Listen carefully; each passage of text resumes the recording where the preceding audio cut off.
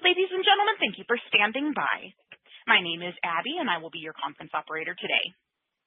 At this time, I would like to welcome everyone to the Costco Wholesale Corporation First Quarter 2026 Earnings Call. All lines have been placed on mute to prevent any background noise. After the speaker's remarks, there will be a question-and-answer session. If you would like to ask a question during that time, simply press star followed by the number 1 on your telephone keypad.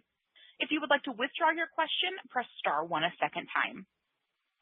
Thank you, and I would now like to turn the conference over to Gary Millerchip, Chief Financial Officer. You may begin. Good afternoon, everyone, and thank you for joining us for Costco's First Quarter 2026 Earnings Call. I'd like to start by reminding you that these discussions will include forward-looking statements within the meaning of the Private Securities Litigation Reform Act of 1995. These statements involve risks and uncertainties that may cause actual events, results, and/or performance to differ materially from those indicated by such statements. The risks and uncertainties include, but are not limited to, those outlined in today's call, as well as other risks identified from time to time in the company's public statements and reports filed with the SEC. Forward-looking statements speak only as of the date they are made, and the company does not undertake to update these statements, except as required by law. Comparable sales and comparable sales excluding impacts from changes in gasoline prices and foreign exchange are intended as supplemental information and are not a substitute for net sales presented in accordance with GAAP. Before we dive into our financial results, I'm delighted to say that Ron Bachrus is once again joining me for today's call. I'll now hand over to Ron for some opening comments. Thank you, Gary, and good afternoon, everyone. Thank you for joining us today.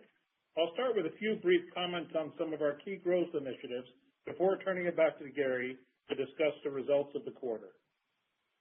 In Q1, we opened 8 new warehouses, including a relocation in Canada, our 3rd warehouse in France, 4 net new U.S. locations, and 2 additional Canadian business centers. This brings our total warehouse count to 921 worldwide. We continue to see significant opportunities for future warehouse growth, both domestically and across the international markets and where we operate. While delays with a couple of our buildings in Spain resulted in us revising our planned net new openings for fiscal year 26 down to 28, we continue to plan for 30-plus net openings per year in future years. We've increased the size of our real estate team to support this goal, and without compromising on quality, we're being creative with real estate projects to further increase the potential for future growth. Recent examples of this include our new warehouse in Mulhouse, France, where we converted an old hypermart into a Costco warehouse, as well as 2 Canadian business centers that opened in the last month, both of which were refurbished home improvement warehouses. This approach broadens our options for market expansion and lowers the capital investment required. In addition to opening net new buildings, we will continue to relocate select high-volume warehouses to larger locations with more parking and expanded gas stations. By doing this, we're able to provide a better experience for our members and significantly accelerate sales growth in those markets. In fiscal year 26, we have 5 relocations planned, including 3 in the U.S. and 1 each in Canada and Taiwan. The success of our new warehouse expansion has allowed us to consistently drive top-line revenue well in excess of our comparable sales and gain significant market share. We continue to see improvements in the performance of our new buildings and a reduction in their time to maturity. With fiscal year 25 openings generating an annualized $192 million per warehouse of sales in the year of opening, that is up from $150 million for new warehouses opened just 2 years earlier. Turning to digital, our digital vision at Costco is to deliver a seamless experience that builds trust and loyalty with our members both in warehouse and online. We aim to make the shopping at Costco easier, faster, and more personal, no matter where or how our members choose to shop. This isn't about technology for technology's sake. It's about using technology to strengthen the fundamentals that makes Costco who we are, increasing member loyalty, driving top-line sales, and improving efficiency in our operations so that we can bring goods to market at the lowest possible price. Progress has already begun and is delivering tangible results. In the warehouse, implementation of scanning memberships at entry, the Costco digital wallet, and pre-scanning small to medium-sized baskets is leading to better member experience and improved productivity. The warehouses that have first adopt this pre-scan technology have shown checkout speed improvements of up to 20%. And across our U.S. warehouses overall, we achieved record levels of checkout productivity in the final weeks of the quarter. Online, we continue to make enhancements to improve the member experience on our site and app. As an example, this quarter we launched new personalization capabilities that provide members with more relevant product recommendations based on their past search history. The sales lift from this enhancement has been very positive. AI is also being interwoven into our business where we believe it can strengthen our model. Again, we're approaching it in a very Costco way, practical, member-focused, and grounded in tangible business value. An early use case has involved integrating AI into our pharmacy inventory system. This system now compares prescription drug pricing across vendors and autonomously and predictively reorders inventory, improving our in-stocks to more than 98%. This change has played an important role in helping us achieve mid-teen growth in pharmacy scripts filled and has improved margins while lowering prices to our members. We're now in the process of deploying AI tools in our gas business, which we expect will improve inventory management and drive incremental sales by ensuring we're always delivering the best value to our members. These are just a few of the use cases we're developing into our business as we speak. While digital and technology will play an important role in our future, our people are what makes Costco special. I'd like to recognize the outstanding work done by our more than 340,000 employees around the world. Their commitment to our company and the Costco experience for our members is what drives our success. I'd like to thank our entire team for their outstanding work this year, and especially now during our busiest season. I also wanted to mention that our annual update to Costco's sustainability commitments was made available online earlier this month. This report provides a comprehensive review of the progress we're making towards our sustainability objectives, and I would encourage you to take a look.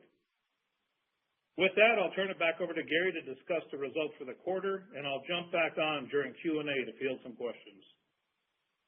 Thanks, Ron. In today's press release, we reported operating results for the first quarter of fiscal year 2026, the 12 weeks ended November 23rd.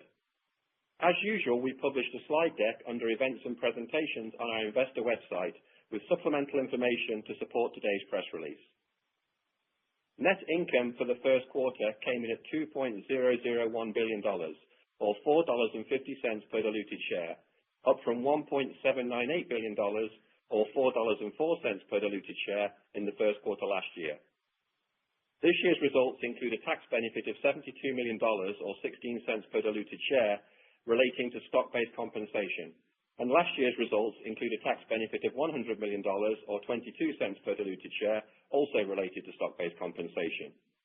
Excluding these discrete tax items, net income and earnings per diluted share both grew 13.6%. Net sales for the first quarter were $65.98 billion, an increase of 8.2% from $60.99 billion in the first quarter last year. Comparable sales were 6.4%, both before and after adjusting for gas price deflation and FX. Excluding gas sales entirely and adjusting for the impact of foreign exchange, comparable sales were 7.1%. Digitally enabled comparable sales were 20.5%, both with and without adjusting for FX. Our segment breakout of comparable sales is disclosed in both our earnings release and the supplemental slide deck. In terms of Q1 comp sales metrics, FX positively impacted sales by approximately 0.1%, while gas price deflation negatively impacted sales by approximately 0.1%. Traffic or shopping frequency increased 3.1% worldwide, and our average transaction or ticket was up 3.2% worldwide, both with and without the impacts of gas price deflation and FX. Moving down the income statement to membership fee income.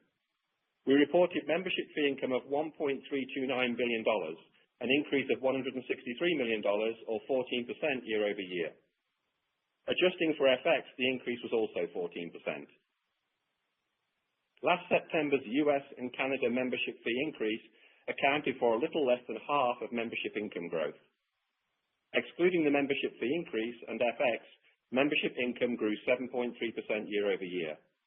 This was driven by continued growth in our membership base and increased upgrades from Gold Star to Executive membership.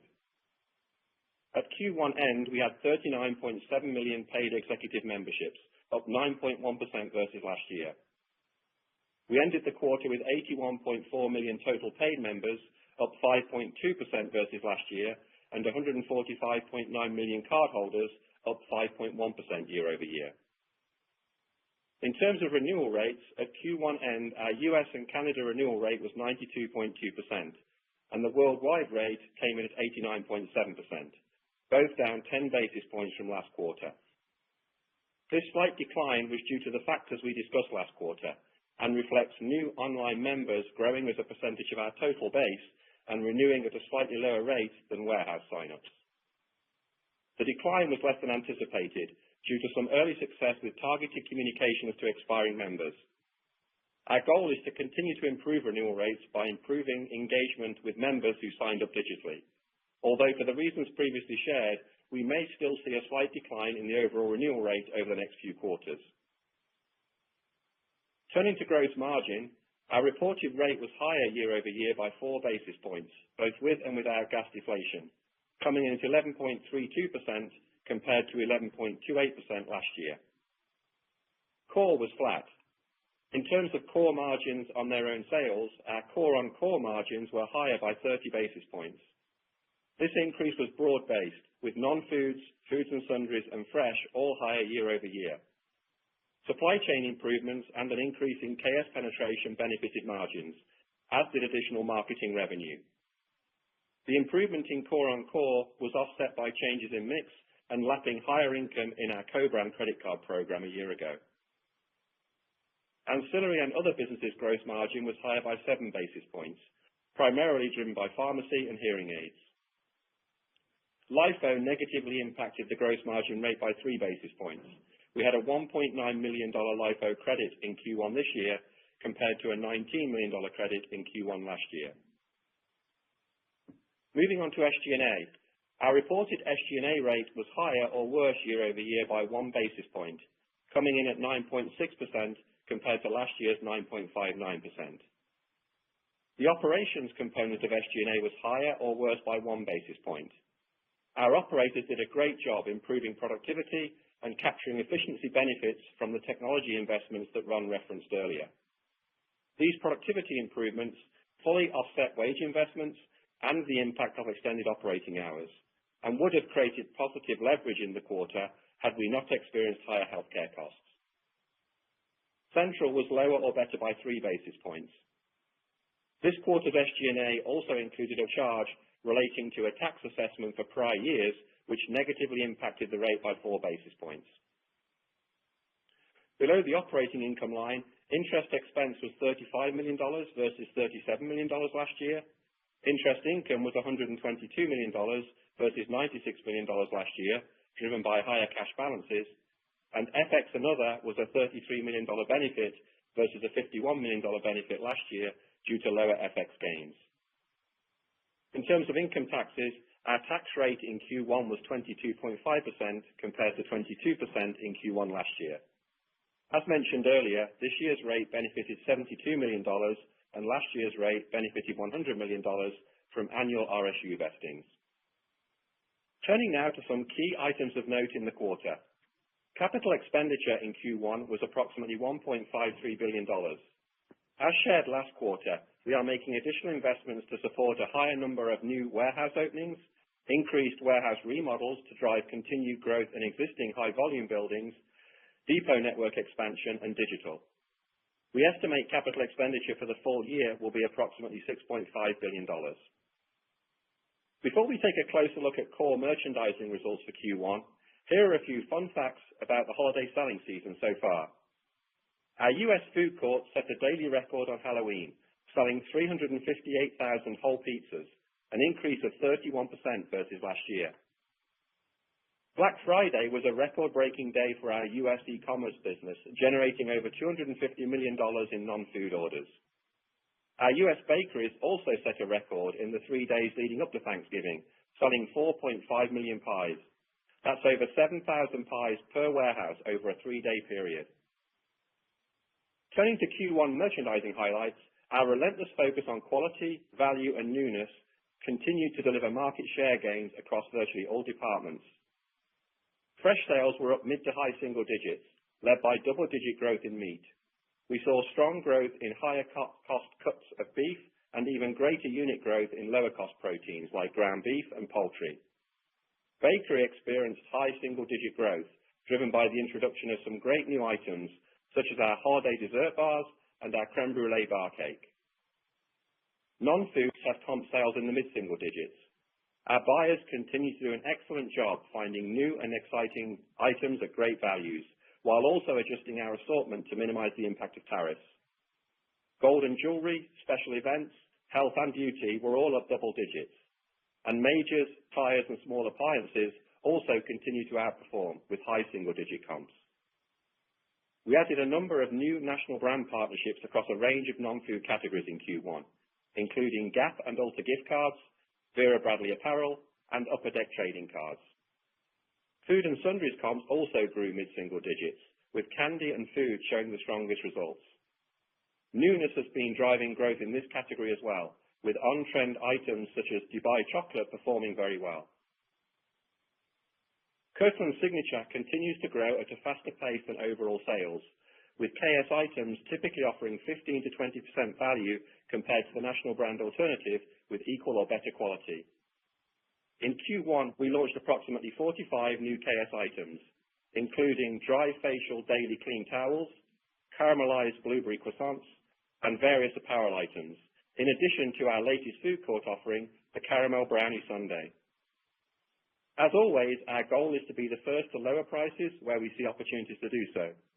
A few examples of lower prices this quarter include KS chicken pot pie from $4.29 to $3.99 per pound, KS bacon from $18.99 to $16.99 per packet, KS whipped cream 3-pack from $10.49 to $8.99, and KS walnuts 3-pound pack from $14.49 to $12.99. In digital, site traffic in the quarter was up 24%, and app traffic was up 48%. Sales in non-foods were led by pharmacy, gold and jewelry, tires, small electrics, apparel, and majors, all of which grew double digits year over year. Our same-day delivery service, offered in partnership with Instacart in the US and Uber Eats and DoorDash internationally, also performed extremely well, growing at a faster pace than our overall digital sales. Strong traffic and sales growth in digital were aided by continued web and app improvements, as well as the introduction of more personalized member communications. We continue to see many opportunities to enhance digital engagement with our members and look forward to sharing progress on future earnings calls. Within ancillary businesses, pharmacy, food court, hearing aids, and optical departments all had strong quarters. Gas comps were low single digits. Gas prices remained slightly deflationary in the quarter, but this was offset by volume growth. Costco Travel is another way in which we deliver unique membership value, and these services continue to resonate well with our members. Our member-only rates for vacation packages, hotels, cruises, and rental cars often lead to hundreds or even thousands of dollars in savings, in addition to the great service provided by our fantastic Costco Travel agents. Costco Travel US set an all-time daily sales record on Cyber Monday before beating that record a day later on December the 2nd. In all, we achieved over $100 million in gross bookings in the US through Costco Travel in the 5 days following Thanksgiving, up 12% from last year. Turning to inflation. Overall, inflation remained relatively consistent with recent quarters. Fresh and food and sundries saw higher inflation in commodities such as beef, seafood, and coffee, but this was offset by lower inflation in eggs, cheese, butter, and produce.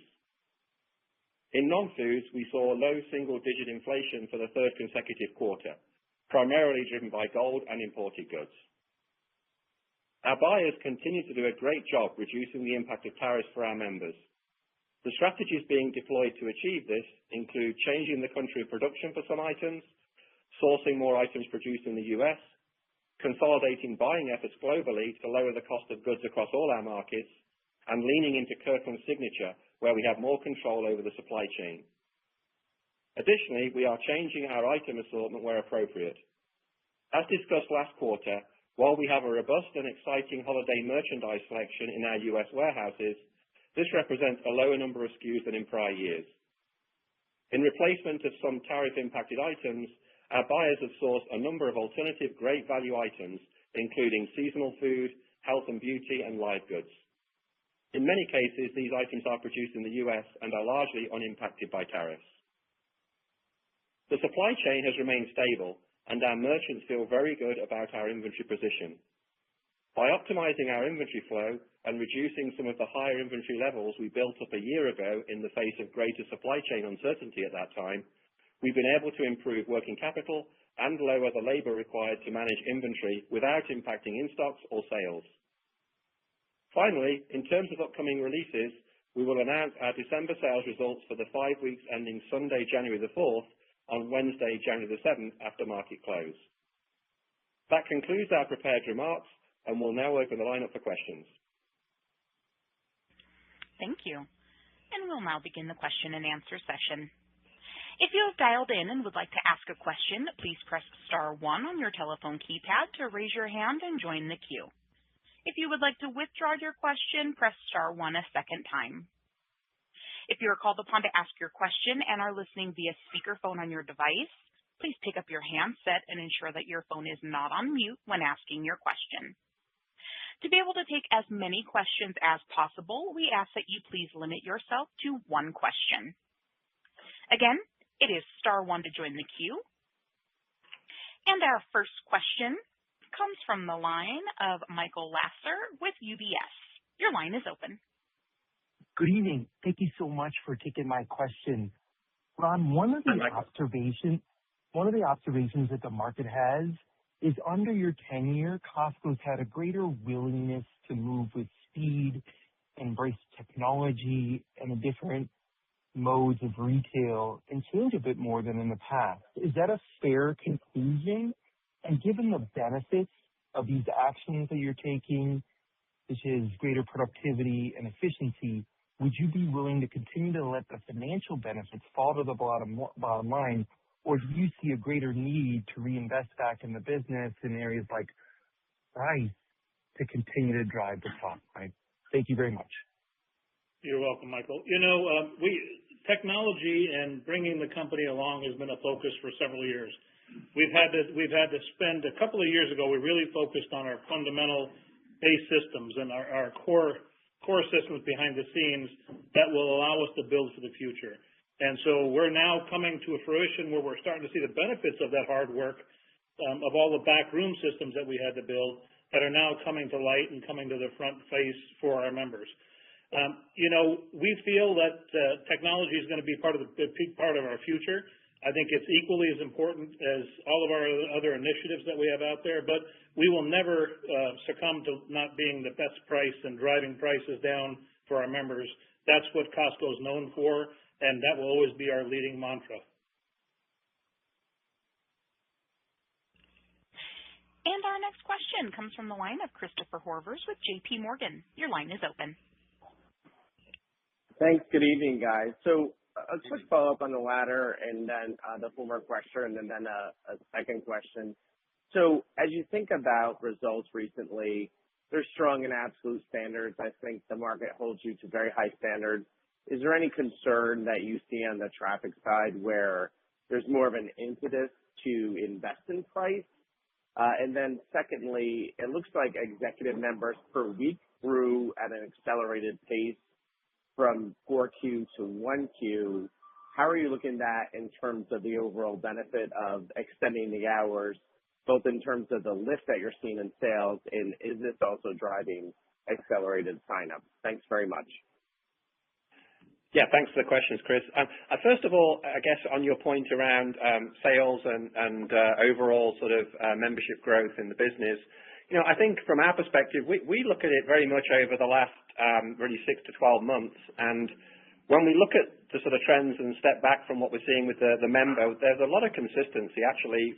Overall, I think we've shared over the last couple of quarters, when we talk about what members are looking for, they're looking for value and for quality and for newness. And I think we've done a great job, our buyers and operators done a great job of bringing that to our members. And when you look at month by month, there's definitely been some lumpiness in the individual monthly sales results that we posted, but a lot of that has been to do with whether it was uncertainty around tariffs one month to another or port strikes that we had to cycle. And if you sort of take a step back and look at the last 7 months that we've reported and the last 2 quarters, our average sales have been around that 6.5% growth. We had 6.4% comps adjusted for gas and FX in Q4. We had 6.4 Q1 this quarter. And actually, if you look at every individual month, there was only 2 months in that last 7 months that were outside of the range of 6 to 7%. So I think sometimes there's a bit of fixation on individual month or one particular point of data. But actually, when we look at what we're seeing with the overall sort of patterns of how members are shopping and how they're behaving, we've seen a very sort of consistent pattern and a consistency in the results. So our goal is to really continue to make sure we're delivering on that value, quality, and newness, and ensure that we continue to see that growth in membership count and in their frequency of visiting and in the items that they're putting in the basket. And generally, when you look across whether it's non-foods, food and sundries, and fresh, we've seen consistency in performance in growing market share in those areas. So we'll continue to focus on making sure we're delivering on that value, but feel good about the overall sort of consistency in the results that we've been seeing. I think the second part of your question maybe was around executive membership. And I think we've been very pleased with the membership response to the extended operating hours. And also, you may remember we added $10 per month as an extra benefit for executive members who shop on Instacart. The extended opening hours that we did was certainly a major benefit for our executive members, having an extra hour in the morning on most days to shop the warehouse. But we also added an extra hour on a Saturday evening for all of our members. And if you think about the earlier hours, it often extends the total shopping members in the warehouse. So it spreads out the traffic, if you like, to make the experience better for all our members. So we felt very positive about the change that we've seen. It's certainly been well received by members. We've seen a really nice uptick in executive upgrades, to your point. And, it gets hard to track the spend uplift because of the further away from the change you go. It's more difficult to sort of parse the differences that are happening in the impact on sales. But we still think that sort of 1% lift was a reasonable kind of view of what we think the impact was. And of course, as I mentioned earlier, you see sort of different puts and takes that I would sort of, if I look at our overall sort of sales trends, I think I look at it as it's probably offset some of that cycling of gift cards and gold that we were expecting at this time of year. And we've been able to maintain that overall sales growth even with those impacts. Thank you very much. And our next question comes from the line of Simeon Gutman with Morgan Stanley. Your line is open. Hey, Ron. Hey, Gary. My question is on, how you doing? Warehouse openings in the U.S. I think we're going to get to the highest number, something like 20 years next year. So do you do anything different from a membership perspective? I know we're lapping some of the short-term promotions that you did on membership. Is there anything you do different as you approach next year? No, I don't think so. Next year's openings will be a good mix of some infills in established markets, and we still have some opportunities in some new markets. And so, several of the infill locations don't result in a whole lot of signups, but really drive a lot of top-line sales because it really addresses the frequency aspect of things. And then the new markets, we've done several of those this year, and we have a few more slated for next year of markets that we may have been a little reluctant to go into. We've got much greater confidence at this point. And we'll garner a much better new sign-up approach in those markets as well. So a lot of continuing on with what we've done before, but some different type of scenarios as we move forward in the U.S. And our next question comes from the line of Oliver Chen with TD Cowen. Your line is open. Hi, thanks, Ron and Gary. On the technology side, it's been really exciting. As we think about retail media, there are plenty of companies that really want to work with you deeply on digital advertising. Would love your thoughts there. And also, as you approach the marketplace in a customer-centric way. We love to have your thoughts on that development. And finally, AI and gas. AI has so many applications across the customer experience as well as employees and inventory management. What's on your roadmap for how that will innovate your business going forward? Thank you. Thanks for the questions, Oliver. Yeah, I'll take the retail media question first. Yeah, we've talked about retail media a few times now on the calls, and I definitely believe that it's a meaningful opportunity for us. I always like to start the conversation on retail media, though, to remind everybody that we have a pretty large, alternative profit business that many other retailers would define that way today. And I called out a couple of them on the call today. Outside of financial services, we have a large travel business. We have a traditional sort of media revenue business that we generate meaningful dollars today. And both of those were actually travel and the sort of marketing and media revenue were tailwinds to our business in the quarter. So there's a number of strengths that we have today in that space that are part of our model that I think showed through in the ability to keep investing in the member and still expanding our operating margins during the quarter. That being said, we think of retail media as a slightly different opportunity from those because it really is about tapping into that marketing spend that many of our suppliers are investing in other places to drive their marketing awareness and drive return on ad spend. We are in the early innings, I would still say, of retail media. We've been building out, as Ron alluded to earlier, the sort of data and tech platform that allows us to execute personalization at scale. And I think for us, the first priority with personalization is to deliver a better member experience, is to deliver more targeted, relevant messaging so we drive more items in the basket, more visits to the warehouse, more visits online. And as you do those things, it just creates an even more compelling value proposition for our media partners. While we're building and executing on that capability, we've been introducing some media activity on third-party sites. So think of that as being, you may have seen, you have the Costco Auto program that will run on digital TV, and we've done some targeted MVM amplification campaigns with some of our CPG partners that have been very successful as well. We also recently launched advertising on our gas pumps as a new channel for us as well around new media opportunities. So I think the headlines would be we're seeing some early success, but it's still very much an opportunity in the future on the roadmap for us. And a bit like Ron mentioned earlier, as all of our focus is on how do we drive more value for the member. So as you might expect, the vast majority of the value created here will reinvest in the member to drive down prices and value and increase sales. And we actually think that's a real advantage with the national brand partners that we work with on media because they know that we're committed to really driving the flywheel and driving growth in their overall business. And on the AI front, we're extremely excited about what the future holds for us. I mean, we see many opportunities that are really business-driven and tangible, have great tangible business value for us.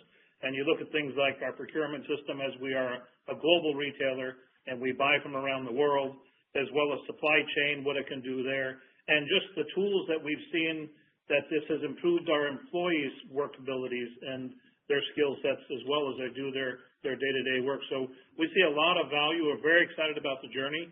We look at it in a two-phase approach that concurrently we're going to be focusing on member-facing. How do we improve the experience for the member through AI? And then business in basics. How do we continue to focus on the business basics?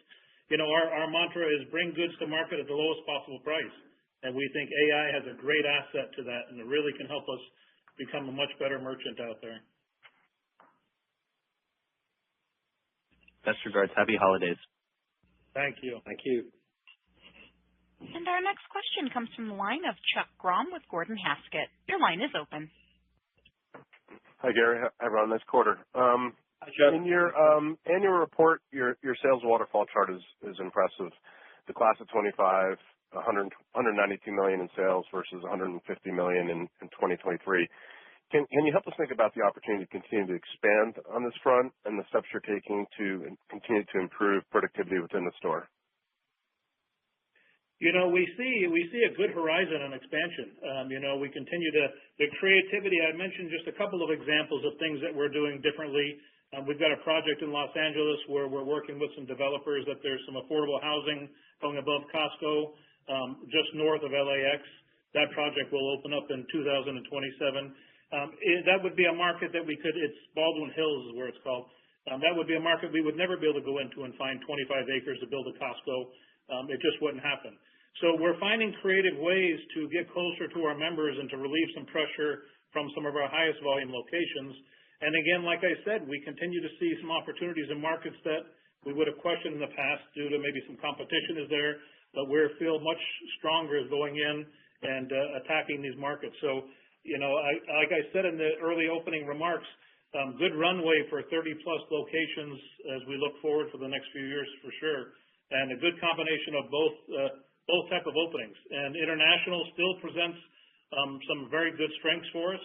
In our recent Sweden opening, our second location in Sweden, our third in France, and we've got quite a few in Asia that are upcoming as well. So we feel really strong about our future expansion.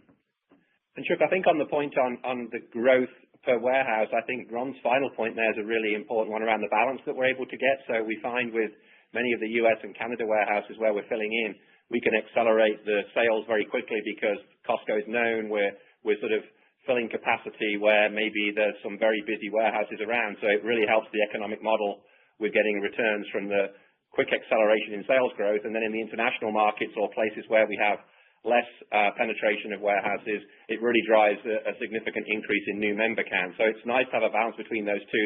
The returns look a little bit different in how you get there, but they both generate strong return on investment in different ways, and they create a nice balance in the business overall as we grow. Great. Thanks. And our next question comes from the line of Kate McShane with Goldman Sachs. Your line is open. Hi, good afternoon. Thanks for taking our question. The renewal rate softness sounded better than what you expected. Could you maybe talk to some of the things you did to try and offset the softness from the more digital members? Sure, yeah. You're exactly right. When we talked about the membership renewal rate last quarter, we shared that as a result of this change in mix around us adding more new digitally engaged members or signing up digitally to become a Costco member, what we've always seen with that group is that they're generally a bit younger and generally speaking, they renew at a slightly lower rate. That's always been true, but there's a bigger number of them now coming into the base. So as they flow into the math model, it's impacting the overall renewal rate. And so I think you may have heard us talk last quarter. We said we think of while that's sort of a mathematical fact, we think there are opportunities for us to be able to change that outcome by delivering more targeted and relevant communication to those members that have signed up digitally and are reaching that point in maturity where they're considering whether to renew or not to renew their membership with us. And so our membership team's really focused on delivering targeted relevant messaging to engage those members to ensure they continue to see the value of the membership and really helping them see why there's significant value for them to continue to be members. And what you saw in this quarter was that really some of the early work the team's done to engage those members and improve the renewal rate. And obviously it's early days, so we want to make sure that we can continue to build that momentum, but it's been encouraging to see the impact of those changes. And we were expecting, based on purely flowing through the renewal rate that we'd seen before, to see a slightly higher decline in the quarter, and we were able to offset a part of that with the changes that we made in communication with members. Thank you. And our next question comes from the line of Peter Benedict with Baird. Your line is open. Oh, hey guys, thanks for taking the question. I want to ask about digital.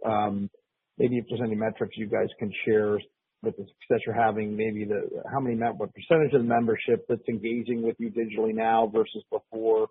I don't think I may have missed it, but any stats around Costco logistics, how you're doing with delivery there. Thank you.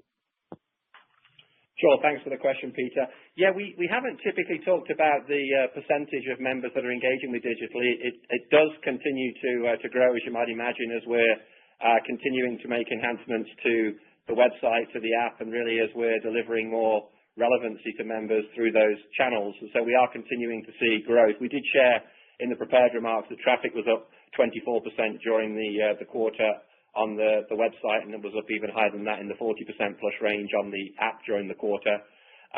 So we continue to be pleased with the momentum that we're seeing in digital engagement with our members, and our expectation would be that digital sales, as we define it, would continue to grow at a faster pace over the longer term than our average sales overall as more members engage digitally and we're able to use some of those targeted, personalized communication tools to really help members see the relevancy of all the offers that we have online, but also to use those channels to help drive higher engagement into the warehouse as well, and really creating a seamless experience across the channels. Very excited about what we have coming in the app. I mean, more engagement, more locking in the brick and mortar business with the virtual digital business as well. And as we continue to roll out enhancements, we've got pay ahead for the pharmacy coming. We've got ordering cakes and deli trays online coming. So many of the things that we've heard from our members that could be a little bit clunky are now moving to a digital state, and we're seeing great adoption right out of the chute. So we see some upside to the continued growth and the digital value of having the app and using the digital membership card, the Costco wallet. Those things have all got a very nice roadmap the next 12 months, and we see that number is going to hopefully continue to outpace the growth of the warehouse. Thank you. And our next question comes from the line of John Heinbockel with Guggenheim. Your line is open. So, hey guys, so two real estate questions. A lot of opportunity internationally. What does the pipeline look like, both in some of your European countries and Asia? I know it takes a while. And then secondly, you mentioned remodels, which I don't think you haven't talked about too much. What is the remodel philosophy in the U.S.? How many do you do? What's the extent of that? What's the lift? I don't know how impactful that is. Thank you. Do you want to? I can start. A good runway internationally. We see some good growth in Europe, especially in Spain and the UK. We have got a lot of good things going on there, and we see that those two countries will be ramping up. We continue to see very, very good strength in Asia, and so that market we see the next 5 years. We think that those projects like you mentioned, do take a little bit longer, but they're going to start coming to fruition. So we'll see a good balance. We've been about 50-50, half of the expansion in the U.S. and half outside of the U.S. And now we're seeing even more opportunities in Canada and North America and Mexico. So a good balance. About half of the 30 should be outside the U.S. we see in the next 5 years. Expansions and relocations, we normally do about 5 to 6 relocations a year. The uplift is dramatic. When we do these, we normally are moving a building that is underserving the market and goes into a larger facility, better parking. If we have a gas station, expanded gas, or we add gas to it, and a wide variety of uptake to extreme 50-60% increases when you add a gas station and really add a lot of parking, to 20% uplift to a building that had everything, just got into a better facility. So we strategically look at that. And then we are continuously investing in our current warehouses too, to make sure that we're updating the fresh foods areas. We're bringing the new ancillary businesses in there. So it's a process we go through every year of planning ahead, and we look out several years, and a good combination of all three: new locations, relocations, and taking care of the existing buildings that we're doing business in as well. Thank you. And our next question comes from the line of Rupesh Parikh with Oppenheimer. Your line is open. Good afternoon, and thanks for taking my questions. So I just want to go back to the comments on SG&A leverage. So it sounds like this quarter higher healthcare costs prevented your team from leveraging costs. So just curious about the dynamics there. And then as you think about productivity, just how do you think about the runway there? It sounds like it could continue for a few more quarters. Thank you. Yeah, thanks for the question, Rupesh. Yes, you've summarized it pretty well, actually, from how we looked at the quarter. If I just take a step back, there were kind of 4 main sort of headwinds or investments, if you like, that we had during the quarter when you think about the impact on the warehouses. The first, of course, is the investments that we make through our employee agreement each year. So that was the March 25 agreement, and that on an incremental basis was sort of mid-single digits headwind that the team had to kind of overcome in improving productivity. The second was, of course, the extended operating hours that we implemented in June. And then you mentioned it, that we had higher healthcare costs in the quarter. We've generally seen, of course, healthcare costs increasing. This was perhaps the first quarter where we've seen healthcare costs grow at a faster pace than our sales. So we saw a little bit of a headwind overall from healthcare costs in the quarter. And then we also had the 4 basis point impact from the tax charge that relates back to multiple years ago that we took during the quarter as well. So overall, we were 1 basis point negative on productivity. If we'd have not had the sort of sales and use tax charge that we had during the quarter, and without the healthcare costs, we'd have been sort of a mid-single digit or so positive leverage during the quarter without those sort of factors. Now, I would say as you look forward, we're still going to have, of course, the continued investment that we've already implemented around wages. So we have to continue to support those costs. We've implemented the extended opening hours. We think the operator's done a great job of absorbing that, as you've seen the last couple of quarters. The healthcare costs, that's something we're taking action to make sure that we're comfortable with the trends that we're seeing. But of course, there's possibilities those costs could continue to be higher in the future.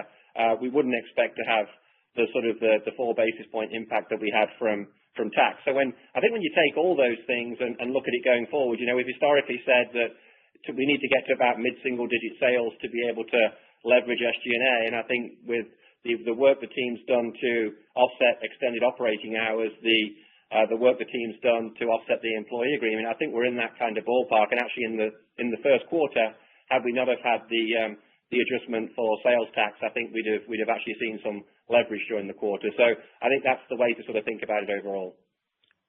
Great. Thank you, Beth. Oh, sorry. Thank you. And our next question comes from the line of Greg Millich with Evercore ISI. Your line is open. Hi, thanks. Gary, I think you mentioned that inflation was running similar. I just wanted to make sure I got the numbers right. It was up low single digits in general merchandise. Was food inflationary or not in the quarter? And how do you see that trending? Yeah, food and fresh, food and sundries and fresh, Greg, would have been slightly inflation, so low to mid-single digits. No real change really from last quarter. There are quite a few puts and takes in there, as I mentioned in the prepared comments, that you've got a few of the commodities that would be inflationary right now when you look at items like beef and seafood and coffee. But then you've got produce, which is deflationary currently, and there are other items like eggs and cheese, which are still inflationary year over year, but at lower inflation than they were earlier in the year. So you've got kind of puts and takes that are offsetting each other, which really essentially sort of levels it all out at the same level as it was the last couple of quarters. Would it be fair to say that most of the ticket growth in comp was driven by inflation? I think there'd be a combination of both in there. We have, and I remember for us, there's inflation for us, the way we measure it it could be the members buying a bigger pack size, or it could be the members buying an upgraded item of a new electronic or appliance. So I think you kind of have to look at it. There's sort of probably there is a combination of some level of natural inflation on like-for-like items, some level of inflation of members buying bigger pack sizes and increasing, moving to the newer model, if you like, and then some level of unit growth as well in there. Got it. That's great. Good luck and have a great holiday. Thank you. You too. And our next question comes from the line of Edward Kelly with Wells Fargo. Your line is open. Yeah, hi. Good afternoon, Ron and Gary. I wanted to dig into total paid members. You've had remarkable growth over the last few years. Models obviously resonated, and 5% this quarter is still very good, but it has slowed a little over the last few quarters. I was wondering if you could just maybe discuss what you're seeing there. Is that more so in the U.S.? And then have you seen any stabilization in that? I think the math would kind of suggest that maybe exit rate lower than 5.2. So just thoughts there. Thank you. Yeah, thanks, Ed. Yeah, membership, as you mentioned, in general, we've been really pleased with the results that we've seen in the quarter with the new members and the younger population that we're recruiting, the acceleration in upgrades and overall growth that you mentioned, just over 5% and exec up 9%.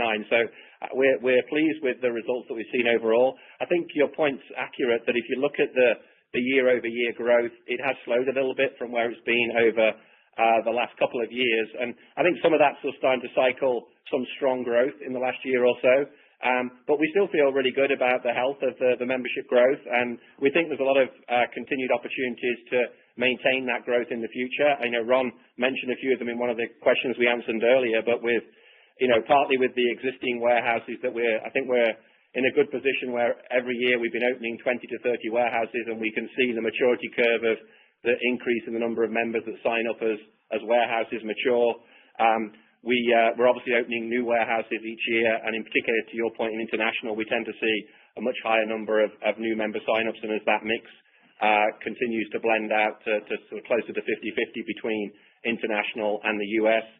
We do think with the actions that we're taking, as I mentioned also earlier on the call, around improving renewal rates, there's an opportunity to help that trend as well.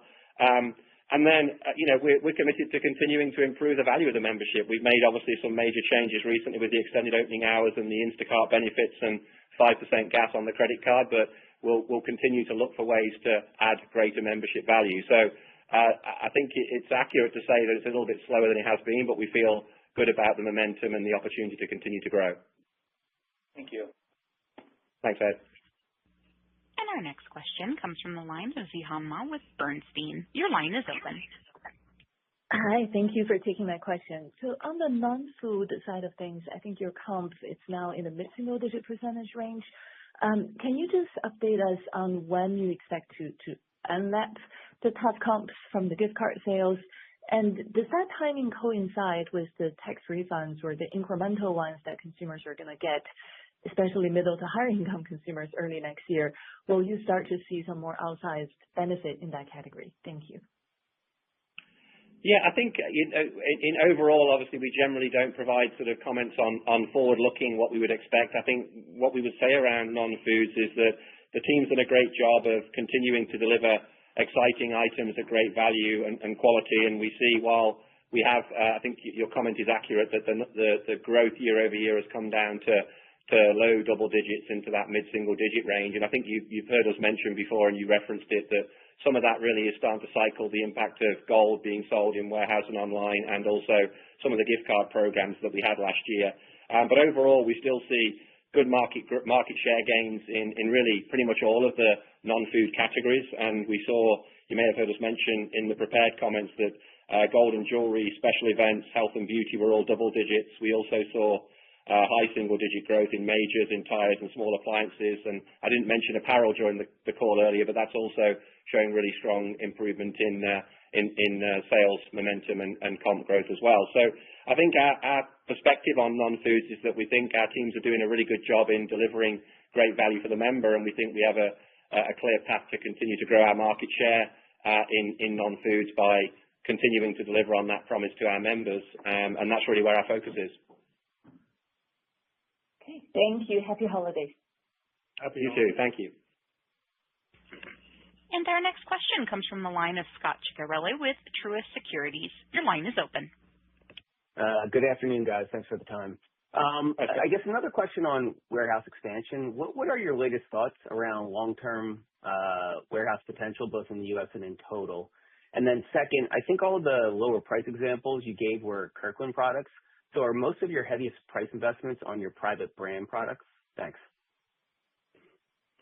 Yeah, on the first part of the question, Scott, I think Ron briefly alluded to it earlier as well. We tend to look 5 to 10 years out in terms of our real estate plans, and we would still see a really good roadmap for 30-plus warehouses a year is the goal that we have. At least achieving 30 new warehouses a year is the goal that we set for ourselves. And when we look at that 5 to 10-year plan, we see opportunities for growth in all the markets and geographies that we're operating in today. So generally speaking, we're expecting around half, maybe slightly over half, to be in the US, and then just around half to slightly under a half to be in the rest of the markets that we operate in. So think of that being Canada, Mexico, Europe, Asia, Australia, across those different markets. And I wouldn't say it's one specific geography. It's really fairly well spread across those markets to continue to build our presence in each of those different geographies.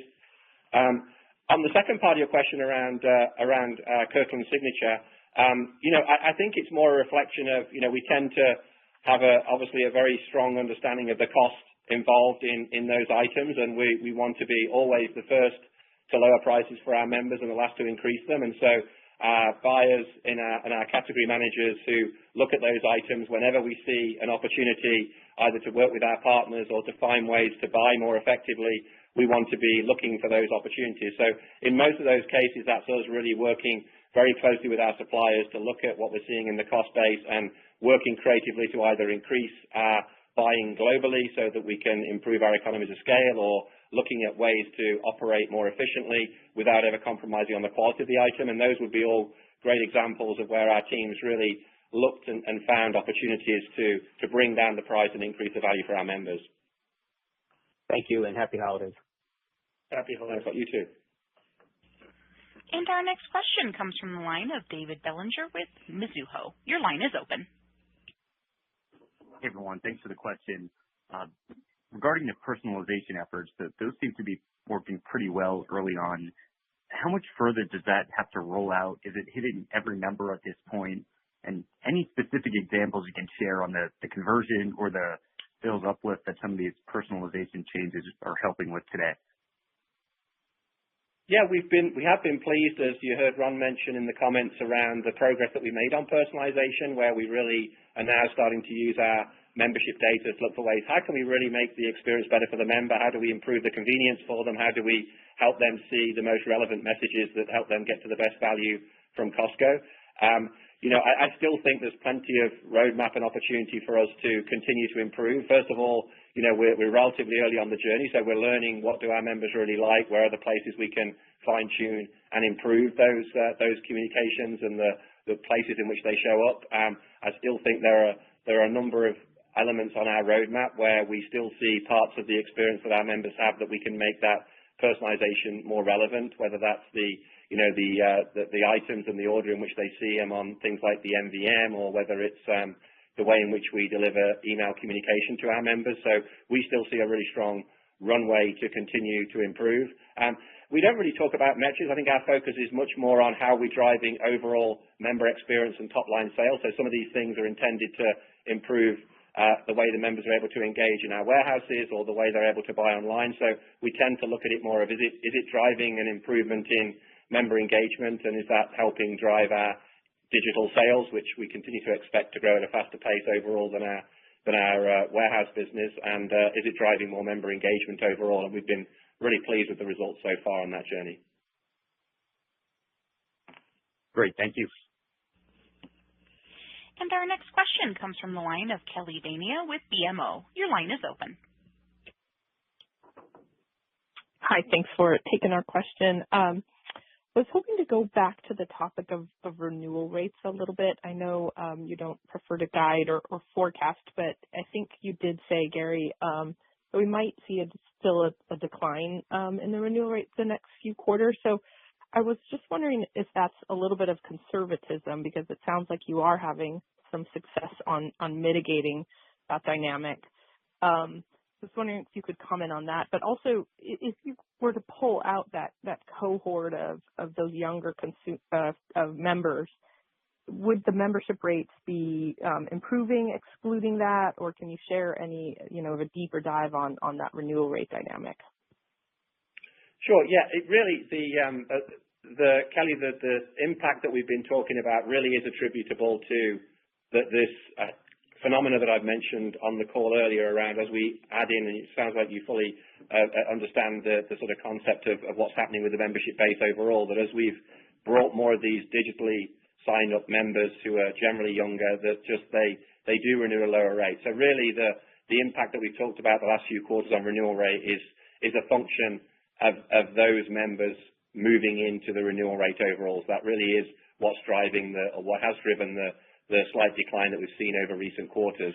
To your point, our goal obviously is to arrest that decline as quickly as possible, and certainly we're encouraged by what we saw this last quarter with the improvements that we made through the more targeted and relevant communication to members who we know have signed up through that channel. So we're very encouraged by what we've seen so far. Our goal is to stop that decline and to reverse that decline as quickly as we possibly can. As we're only one quarter into the change that we made, we wanted to flag that, of course, there's still work to be done there, and we are still at a lower renewal rate on digital signups than we are on warehouse signups, and so our expectation of ourselves is to close that gap as quickly as possible. But we want to be transparent in all that we share, that there's still work for us to do, and and there is a possibility the next couple of quarters could still show a slight decline because of the factors that I'd mentioned in prior calls. Super helpful. Thank you. Thanks, Kelly. And our final question comes from the line of Spencer Hanus with Wolfe Research. Your line is open. Good evening. Thanks for the question. Just curious if you could talk about the cadence of comps you saw through November and then into December and how that's informing how the consumer is holding up heading into the holiday from your vantage point. And then are you seeing any trade down or divergence in performance by customer cohort that is changing how you guys are buying? Yeah, I think so. Thanks for the question. I think, we don't obviously get into talking about specifically our current quarter because we report our sales on a monthly basis. But, overall, I would say we're seeing relative consistency in how our members are shopping. I mentioned it earlier that we have seen month to month some, I call it bumpiness, if you like, in the sales, but most of that's been attributable to whether it's cycling, port strikes, or consumer uncertainty one month with tariffs, and then the sales come back the next month. And if we look at the last 6 months or so, outside of the two things that I mentioned around, we've seen continued strong growth in non-foods and market share gains, but we have seen a deceleration in non-foods, and I think that's really been offset when you look at the total comps by the benefit we've seen from extended operating hours. But net, really in that sort of 6.5% range when you look at the last 2 quarters over the last 7 months, really, outside of a couple of months being one slightly above and one slightly below that 6 to 7% growth range, and those months are right next to each other. So when you average out the two, they came in at 6.5 as well. We've been really in that's a consistent range. So nothing that we call out that we're seeing as a change other than the 2 factors I just mentioned in terms of member behavior and the way in which we believe our value is resonating with them. Okay, got it. And ladies and gentlemen, that concludes our question and answer session and today's call. We thank you for your participation, and you may now disconnect.